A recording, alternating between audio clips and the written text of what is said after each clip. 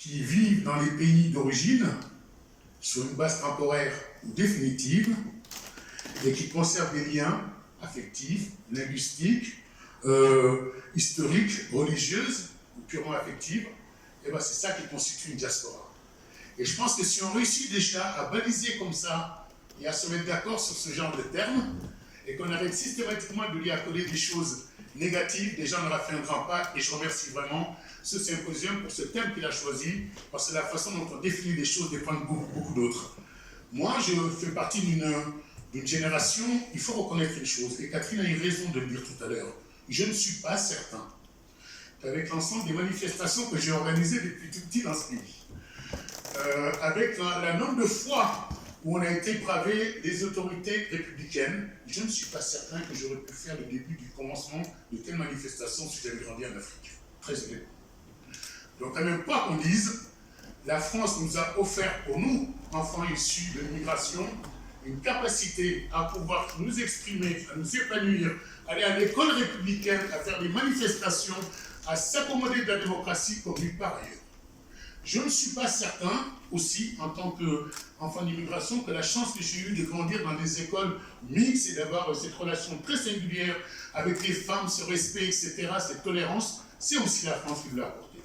Je pense même qu'aujourd'hui, un pays comme le Sénégal, ce qui fait beaucoup notre singularité, c'est qu'on parle de nous comme d'un pays peut-être qui ressemble le plus à la France du point de vue de la laïcité.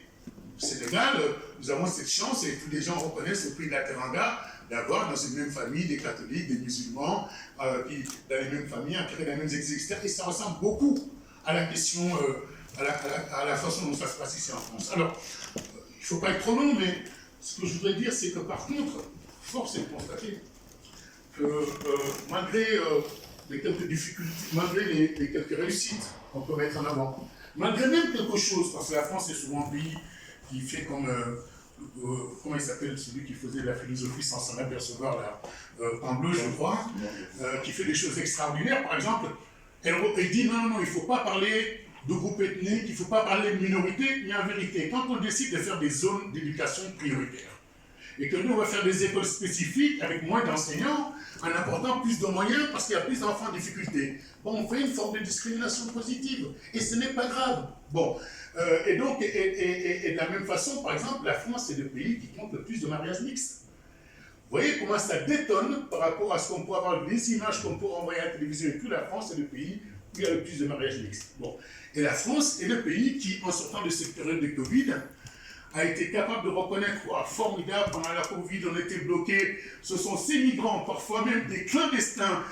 on avait la chance qu'ils viennent livrer de l'hôpital, de nourriture, etc., et on les applaudissait, et toujours dans cette Covid, les personnes qui étaient les plus vulnérables sont issues de cette immigration. Ce sont des aides-soignants. N'importe quelle famille aujourd'hui qui est un peu bloquée, on a quasiment une famille bourgeoise sur deux, j'en suis certain, avoir une nounou qui est d'origine africaine. On a des femmes de ménage qu'on peut payer en plus en s'accommodant un peu et qui font tourner cette maison. Souvent, pour tourner le pays, on va dans des hôpitaux où les premières personnes qu'on rencontre, et Marc Gentilini en parlait en virtuel la dernière fois, pendant cette période de Covid, on tombe sur une tas de populations issues de ces immigrations. Et évidemment, il y a ce que disait tout à l'heure l'ambassadeur, il y a y compris aujourd'hui quand même des choses, des signaux qui sont donnés. Lorsque le Conseil présidentiel pour l'Afrique, la 5e puissance du monde, est constitué essentiellement par des gens issus des immigrations et des diasporas, il faut reconnaître que la France fait toute une série de choses. Maintenant, il y a des discriminations, je n'y attendrai pas trop longtemps, mais d'ordre spatial, qui sont beaucoup liées géographiques, la façon dont ces familles sont arrivées, on les a renvoyées dans des banlieues de plus en plus éloignées, avec une école où effectivement ils se retrouvent majoritairement entre enfants pauvres, donc ça, ils n'ont aucune chance de pouvoir avoir les mêmes chances de pouvoir se développer. Donc il y a des questions à porter pour les migrants sur la question du logement, des discriminations d'ordre social, ils s'occupent encore des emplois les plus pénibles, et surtout des discriminations pour toutes les générations d'ordre racial. Bon, excusez-moi, encore des jeunes aujourd'hui qui se trouvent dans l'impossibilité tout simplement de pouvoir aller en boîte de nuit dans un lieu de loisir, de pouvoir entrer dans des lieux publics. Et en plus, même dans les éléments les plus rassembleurs, vous imaginez comment c'est violent, ces images quand on voit ces youyou et ces cris de singes, c'est animal, c'est violent dans les stades, etc. Donc voilà, donc je pense qu'à la fois, en tant qu'issu d'immigration, je ne peux que saluer ce parcours que la France nous a permis de faire. Je salue particulièrement le fait que nous allons,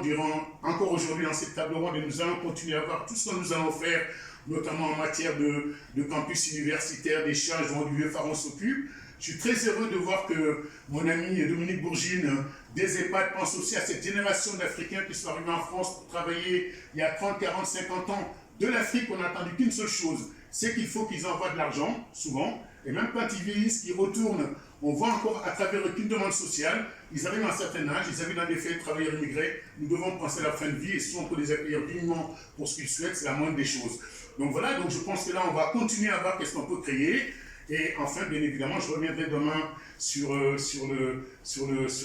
Erasmus